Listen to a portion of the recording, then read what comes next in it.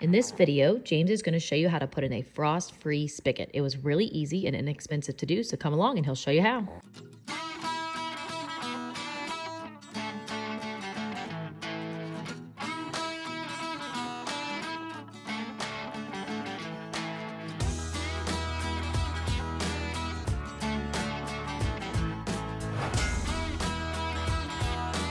Okay, we're putting in a frost-free hydrant. We're going to set it up against this 6x6 post right here. I'll pad it out just a little bit to get away from the concrete at the bottom.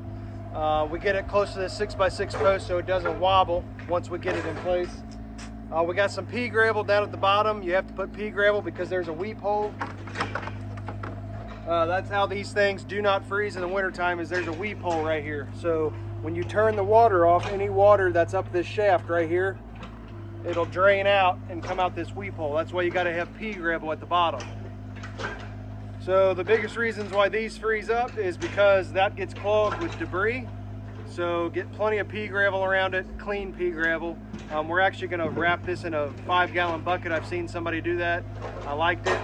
That way it just keeps any kind of dirt and debris from getting down inside of it. Helps protect it a little bit more.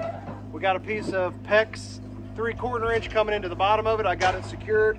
I'm going to tie it into this 1-inch CTS pipe, and we should have a frost-free spigot. So that's a compression fitting for the PEX, and then there's just a 3/4 inch threaded fitting that goes into the bottom of the frost-free hydrant that we picked up from Rural King for about, what, 60, 70 bucks? Yep. So this one is supposed to go into the ground 4 feet. We're going to get it right about 3 feet. 32 inches is frost line here. I like them to actually stick up out of the ground just a little bit higher. As long as they're secured, they should be fine. So that's what we're going to start doing.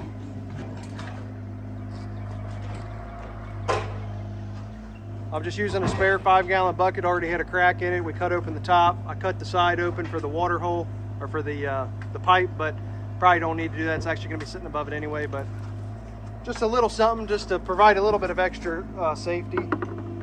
So I'm just going to thread it in here like so. Stick it down in here.